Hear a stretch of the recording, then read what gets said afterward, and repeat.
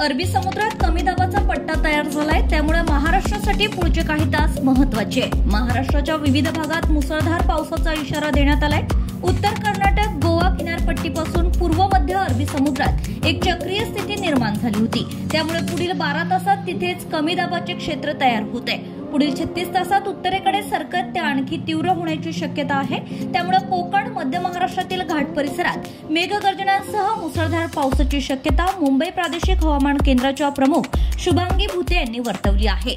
मुंबई प्रादेशिक हवामान केंद्राच्या प्रमुख शुभांगी भुते यांनी दिलेल्या माहितीनुसार कोकण, मध्य महाराष्ट्रातील घाट परिसरात मेघगर्जनांसह मुसळधार पावसाची शक्यता वर्तवण्यात आली आहे। वाऱ्याचा वेग देखील 30 ते 40 किलोमीटर प्रति तास असण्याची शक्यता आहे। सोबतच मच्छीमारांना समुद्रात न जाण्याचा इशारा देखील देण्यात आलाय। रायगड, सिंधुदुर्ग आणि रत्नागिरीसाठी आज ऑरेंज अलर्ट जारी करण्यात आलाय, तर काही भागात अतिमुसळधार ते मुसळधार पावसाचा इशारा देण्यात आलाय।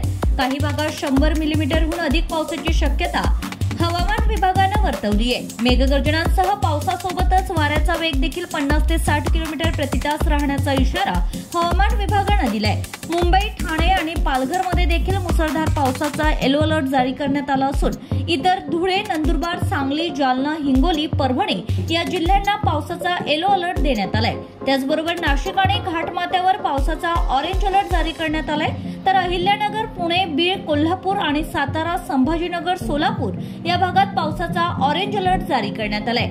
दरम्यान भारतीय हवामान खात्यातील अधिकाऱ्यांनी दिलेल्या माहितीनुसार महाराष्ट्रात वेळेआधीच मान्सून दाखल होणार आहे। महाराष्ट्रात यंदा सामान्यपेक्षा अधिक पावसाचा अंदाज आहे। मराठवाड्यातील काही भागात सामान्यपेक्षा कमी पावसाचा अंदाज आहे। केरळात मान्सून पुढील 3 ते 4 दिवसात दाखल होण्याचा अंदाज भारतीय हवामान खात्यातील अधिकाऱ्यांनी वर्तवलाय। राज्यस्तरीय खरीप हंगाम नियोजन बैठकीत अधिकाऱ्यांनी ही माहिती दिली आहे। Bureau report, RCN news.